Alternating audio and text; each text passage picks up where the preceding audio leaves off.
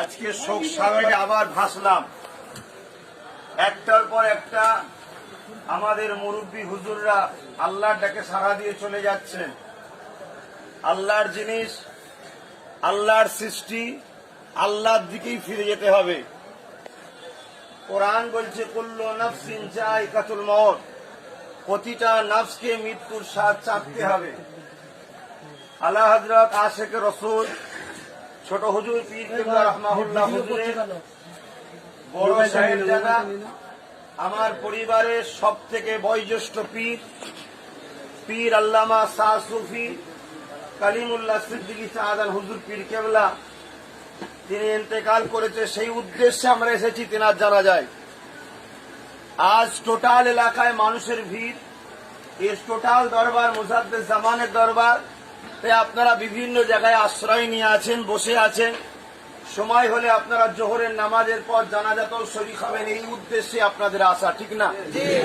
মনে রাখবেন, আল্লাহর ওলিদের জানাজায় শরীক হলে তারিখের মধ্যে পাওয়া গেছে, ইতিহাসে পাওয়া গেছে, বহুত ওলিদের জানাজায় শরীক হওয়ার দরুন আল্লাহ পাক যারা শরীক হয়েছিল তাদেরও জীবনের গুনাহ মাফ করে দিয়েছে। বলুন সুবহানাল্লাহ। আজকে এইরকম একটা মহান হাস্তি, একটা মহান ব্যক্তিত্ব, যিনি একদিকে মুজাদ্দেদ জামান দাদা হুজুর রহমাতুল্লাহ আলাইহির পুত্র এবং আশিকে রাসূল ছোট হুজুর পীর কেবলা রাহমাহুল্লাহ হুজুরের বড় সাহেবজাদা। বাংলার অলিতে গলিতে উপার বাংলা শুরু করে আমার আল্লাহর দিনের নবী মুহাম্মদ সাল্লাল্লাহু আলাইহি ওয়াসাল্লামে রেখে যাওয়া আহলে সুন্নাত ওয়াল জামাতের যে কর্মকাণ্ড, রক্তকে পানি করে কিছু কম বেশি 50 থেকে 55 বছর মানুষের দুয়ারে দুয়ারে গেছে। কোরআনের কথা নিয়ে, রসুলের বাণী নিয়ে, মুজাদ্দেদ জামানে রেখে যাওয়া কোরআন সুন্নাহ ইজমা কিয়াসের উপরে যে আহলে সুন্নাত ওয়াল জামাত, এই সিলসিলার বাণী নিয়ে। অতএব এই জায়গায় আমি আপনাদেরকে আপনাদের পীর ভাই হিসাবে অনুরোধ করব, আদবটা বজায় রাখবেন। নিজ নিজ জিনিসপত্র, মোবাইল নিজেদের দায়িত্বে রাখবেন, ভিড় করবেন না, সর্বসময় মাথায় রাখবেন। আমি যদি নাও জায়গা পাই, আমার একটা ভাই পেয়েছে আলহামদুলিল্লাহ। একজন যদি জানা যায় কেউ এলাকা থেকে শরীক হয়, তাহলে সবার হক আদায় হয়ে যাবে। এটা ফরজে কেফায়া, কথা বুঝে আসছে? কিন্তু দেখা যাচ্ছে আপনি ফরজে কেফায়া করতে গিয়ে আপনার একটা ভাইয়ের সঙ্গে আপনার ঠেলাঠেলি হয়ে গেল, কষ্ট পেয়ে গেল, একটা মুরব্বী মানুষ, বা একটা আদবের বেখিলাফ হয়ে গেল, সেখানে আরো বড় ভয়ঙ্কর ব্যাপার হবে। এই জায়গায় আপনাদের অনুরোধ করব, আপনারা আদব বজায় রাখবেন, দরবারের গুরুত্ব বজায় রাখবেন। এবং আল্লাহর ওলিরা কখনো মরে না, তারা স্থান পরিবর্তন করে। এটা আহলে সুন্নাত ওয়াল জামাতের আকীদা, জান্নাতি দলের বিশ্বাস। অতএব আমার চাওয়া যান, আপনাদেরও বড় চাওয়া যান, পীর আল্লামা কালিমুল্লাহ সিদ্দিকী রাহমাহুল্লাহ, তিনি আমাদের কাছ থেকে পর্দা নিচ্ছেন, অর্থাৎ স্থান পরিবর্তন করছে। ইনশাআল্লাহ আমাদের বিশ্বাস, দুনিয়ায় যেভাবে তিনি আমাদের জন্য দোয়া করেছিলেন, কবর মোবারক থেকেও তিনার রুহানি দোয়া আমরা ইনশাআল্লাহ পাবো। বলুন আমিন।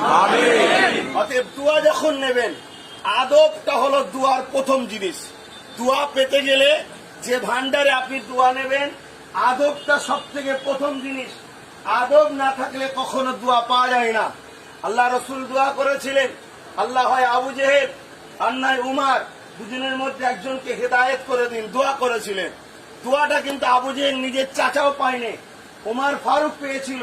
কারণ দোয়া পেতে গেলে যে পাত্রটা দরকার, আদব, ওই পাত্রটা আবু জেহেলের কাছে ছিল না, উমার ফারুকের কাছে ছিল। তাই উমার ফারুক দোয়া পেয়েছিলেন। আপনারা পবিত্র দরবার ফুরফুরা শরীফে এসেছেন, মুজাদ্দেদ জামানের রুহানি সন্তান আপনারা, জাসমানি সন্তান আমরা। তাই জাসমানি সন্তান হিসাবে রুহানি সন্তানদেরকে আদেশ করছি, খবরদার, যতটা পারেন চেষ্টা করবেন। আপনারা সবাই এ দরবারের খাদেম, কোনদিন দেখেছেন এখানে খাদেম দেওয়া হয়? আপনারা নিজ নিজ কাজ করেন, সেইভাবে একে অপরের সুযোগ করে দেবেন। তাড়াহুড়ো করবেন না, বিশৃঙ্খলা করবেন না। আর লক্ষ লক্ষ মানুষ আসার দরুন প্রতিবারে জানাজা বা 3 দিন ইসালেসা হবে, আমরা ঠিকভাবে মেহমানদারি করতে পারি না। আমি ব্যক্তিগত আমার পক্ষ থেকে এর জন্য দুঃখিত, কারণ এই লক্ষ লক্ষ মানুষের মেহমানদারি করা কখনো সম্ভব নয়। তথাপিও ফুরফুরা শরীফ আহলে সুন্নাত ওয়াল জামাতের এই ফুরফুরা অঞ্চলে যারা কমিটি আছে, ফুরফুরা অঞ্চলে যারা নেতৃত্ব আছে তারা গতকাল আমার সঙ্গে যোগাযোগ করেছে যে আমরা কমসে কম 30-40 হাজার মানুষের হাতে পানি ও কেক তুলে দিতে চাই যদি আপনি ইজাজত দেন। আমি অত্যন্ত খুশি হয়েছি যে আমার এলাকার মানুষ এতটা সক্রিয় হয়েছে, এর জন্য আমি গর্বিত নিজেকে মনে করি। আমি বললাম অবশ্যই এ কাজ যদি তুমি করো আমার পীর আল্লামা কালিমুল্লাহ হুজুরের রুহানি দোয়া অবশ্যই পাবে। তাই তারাও যথেষ্ট খেদমত করছে। বাকি আরো দরবার শরীফের পক্ষ থেকে যতটা আপনাদের খেদমত করা যায় হবে, ভুল মার্জনা করবেন। কারণ এই দরবারে আপনাদের, আমরাও আপনাদের নিজের সমালোচনা, নিজের মানুষের সমালোচনা কখনো করা যায় না, ঠিক না বেটি? তাই আমি আশা রাখবো আপনারা গুরুত্ব দেবেন, আদবের সঙ্গে থাকবেন। আমি জানি আপনারা এত কষ্ট করে এসেছেন, একটু মুসাফা করার জন্য ছুটি ছুটি করেন, কমসে কম ওখানে জায়গা পাচ্ছেন, এখানে মুসাফা করো, আপনাদের একটু আত্মারা তৃপ্তি পাবে। তাই আমি বসে আছি, আদবের সাথে আসবেন, মুসাফা করবেন এবং উজু করে তসবিহ পড়ুন, কালেমা শরীফ পড়ুন, দরুদ শরীফ পড়ুন, সুবহানাল্লাহ বিহামদি সুবহানাল্লাহিল আযীম পড়ুন, আল্লাহ পাকের সিফাতি নাম যেটা আপনি জানেন পড়ুন, আল্লাহ পাকের জাতি নাম আল্লাহ আল্লাহ তসবিহ পড়ুন। এগুলো আমাদেরও কাজে লাগবে। যে মহান হাস্তির উদ্দেশ্যে এসেছি, ইসালে সওয়াব হবে জানাজার পরে, তিনার ইসালে সওয়াবের রুহের মাগফিরাতে কাজে লাগবে।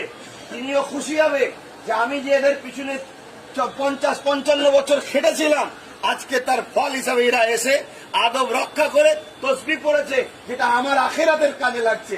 এটাই হবে প্রকৃত ভালোবাসা। অতএব যেতে হবে সবাইকে।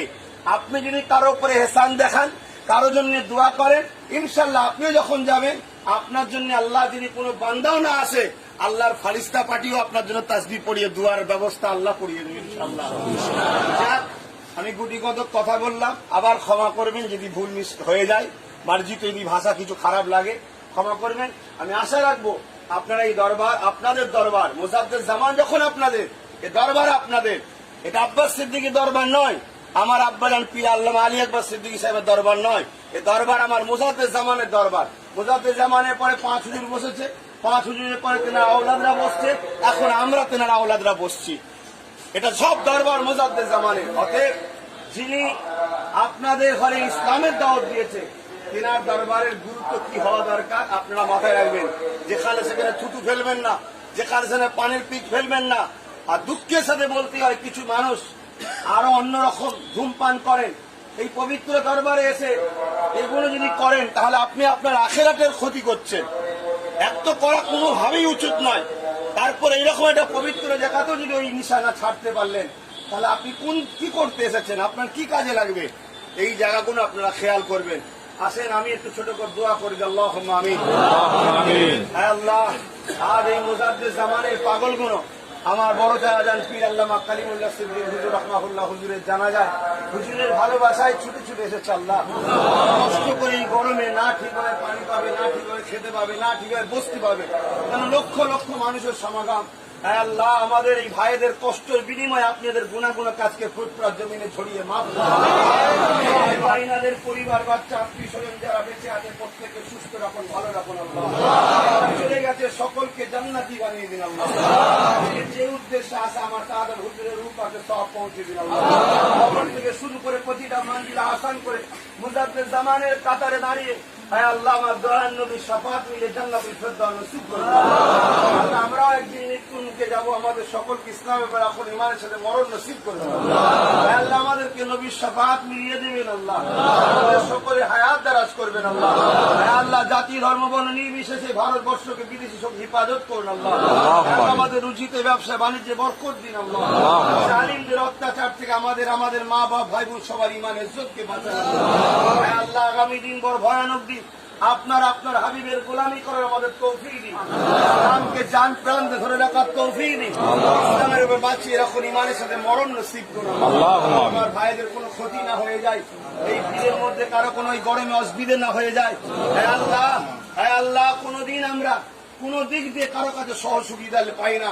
আমরা যতটা বাপ চাচা ভাই আমার দাদা হুজুরের মুরিদরা মিলে একে অপরের উপকার করি। আল্লাহ, এই উপকারকে আপনি কবুল করেন। আল্লাহ, আল্লাহ, আমার ভাইয়েরা ঘরে ফিরে যাবে, জানাজার পর সুস্থভাবে ঘরে পৌঁছে দেবেন। জীবন আপনার রাস্তায়, আপনার হাবিবের রাস্তায় থাকার তৌফিক দেবেন। আমিন। লা ইলাহা ইল্লাল্লাহ মুহাম্মাদুর রাসূলুল্লাহ। আমি ছোট্ট একটা ঘটনা, যেহেতু হুজুর পরকালে চলে গেছেন, তাই চলে যাওয়ার পর তার কারামত বলতে তো অসুবিধা থাকে না, হায়াতে থাকলে বললে অনেক সমস্যা তৈরি হয়। তো তার চলে যাওয়ার পরে বলতে আর বাধা নেই বলেই আমি আপনাদের কাছে হুজুরের একটা ছোট্ট ঘটনা আপনাদের কাছে, তার জীবনের একটা কারামত আমি বলছি। আমাদের খুব কাছের মানুষ, হুজুর কেবলার খুব একনিষ্ঠ ভক্ত, সাধারণ মানুষ, তিনি কঠিন রোগে আক্রান্ত হয়ে হুজুর কেবলার কাছে দোয়া চাইলেন। তো হযরত পীর কালিমুল্লাহ সিদ্দিকী সাহেব আল কোরাইশি বললেন যে বাবা তুমি চিন্তা করো না, যাও, আল্লাহ তোমাকে ভালো করে দেবে। সেই মানুষটা যখন বাড়িতে শুয়ে আছেন রাত্রে, তো সারাদিন ফুরফুরা শরীফে জিয়ারাত করেছে, ঘুরেছে, সেখান থেকে দোয়া নিয়ে বাড়ি এসছে, কিন্তু রাত্রে খাওয়া দাওয়ার পর যখন শুয়ে পড়লো, সে বলছে আমি সারা রাত স্বপ্নে দেখছি, যেন সারা রাত জাগ্রত অবস্থায় যেন আমি দেখছি, মানে স্বপ্নটা ঠিক জাগ্রত ভাব নিয়ে বলছেন যে হুজুর কেবলা আমার মাথার পাশে বসে দোয়া দরুদ পড়ছেন, ইয়া শাফি আল আমরাজ, ইয়া শাফি আল আমরাজ বলছেন, মাথায় হাত বোলাচ্ছেন এবং কখনো কখনো পানি পড়া দিচ্ছেন, তা দিয়ে ছিটে দিচ্ছেন, কখনো আমাকে বলছেন পানিটা পান করে নাও। আমি সকালবেলা ঘুম থেকে যখন উঠেছি দেখছি দিব্য আমি সুস্থ হয়ে গেছি এবং হুজুর কেবলা যেন আমার চোখের সামনে ভাসছেন, অথচ এটা সম্পূর্ণ একটা স্বপ্ন। অর্থাৎ হযরত পীর কালিমুল্লাহ সিদ্দিকী রহমতুল্লাহ এরকম অনেক ঘটনা আছে যা বলে আমি আপনার কাছে শেষ করতে পারবো না। ছোট্ট একটা ঘটনা আপনাকে শুনিয়ে রাখলাম আপনাদের, যে হুজুর কেবলার এরকম কারামত। কোনো একদিন হযরত পীর কালিমুল্লাহ সিদ্দিকী সাহেব কোনো এক জলসায় আমাদের সিলসিলার উপরে কথা বলছেন, সেই জলসায় তার সামনে দাঁড়িয়ে প্রতিবাদমূলক কথা যখন কোনো একটা যুবক ছেলে উঠে বলবার পরে হুজুর দুঃখিত হলেন, ব্যথিত হলেন। সেই ছেলেটাই তার পরদিন সকালে হুজুরের বাড়িতে চলে গেলেন ফুরফুরা শরীফ। কোনো কিছুই নয়, হুজুর তো বদদোয়া করেননি, হুজুর কিছুই বলেননি, শুধু বলেছিলেন বাবা বসো। কিন্তু সেই ছেলেটা না বসে হুজুরের সামনে বেয়াদবের মতো প্রশ্ন করতে লাগলেন। হুজুর মাথা হ্যাট করে শুধু বললেন বাবা বসো, প্রশ্নের উত্তর দেওয়ার সময় আছে, তুমি প্রশ্ন যেটা চাইছো 2-1 দিনের মধ্যে তার উত্তর পেয়ে যাবে, এতটুকুনি কথা বললেন। অথচ ছেলেটা সকালবেলা উঠে একেবারে ফার্স্ট সকালেই হযরত পীর আল্লামা কালিমুল্লাহ সিদ্দিকী সাহেব হুজুরের বাড়িতে গিয়ে হাজির, গিয়ে পা দুটো জড়িয়ে ধরে হুজুরের কাছে ক্ষমা চাইছেন যে হুজুর গতকাল আপনার সঙ্গে বেয়াদবি করেছি, আমি সারা রাত ঘুমোতে পারিনি, ছটপট করেছি, যে মনে হয় আমার বিরাট একটা কিছু ক্ষতি হয়ে গেল, তাই আপনার কাছে ক্ষমা চাইছি, আপনি আমাকে ক্ষমা করে দেবেন। পীর কালিমুল্লাহ সিদ্দিকী সাহেব রহমতুল্লাহ আলাইহে তাকে বললেন বাবা ভুল ছেলেরাই করে, আর মা বাপের কাজ হলো ক্ষমা করে দেওয়া, অন্যায় মানুষ করে, আল্লাহর কাজ রহম করা। বিশ্বনবী সাল্লাল্লাহু আলাইহি সাল্লাম আমাদের সেই শিক্ষা দিয়ে গেছেন। তাই আমি দোয়া করি এবং তোমাকে ক্ষমার নজরে দেখে বলছি, আল্লাহ তোমাকে হেদায়েত করুক এবং মুজাদ্দিদুজ্জামানের মতাদর্শের উপরে কায়েম থাকা তৌফিক দান করুক। বলবার পরে ছেলেটা আনন্দ চিত্তে বাড়ি আসলো এবং চিরজনমের মতো তওবা করে নিল, কোনো পীর মুর্শিদ আলেম ওলামাদের সঙ্গে বেয়াদবি করব না, করলে এর পরিস্থিতি ভয়াবহই হয়।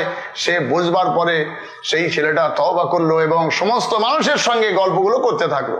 এখন এই নাম আমি আপনার কাছে যেটা বলছি যে হুজুরের এরকম ছোট্ট ছোট্ট অনেক ঘটনা ঘটে আছে। মহান আল্লাহর দরবারে দোয়া করি যে আল্লাহ তাআলা আমাদের পীর ও মুর্শিদ আলেমে হাক্কানি আরেফে রব্বানীদের সঙ্গে সুসম্পর্ক রেখে তাদের সম্মান তাজিম করে আমাদেরকে নেকি হাসিল করে অল্প আমলেই যেন আল্লাহ দয়ার জান্নাত আমাদের নসিব হয়। আল্লাহ সেই পথের পথিক আমাদের বানিয়ে নিক। আসসালামু আলাইকুম ওয়া রাহমাতুল্লাহি ওয়া বারাকাতুহু।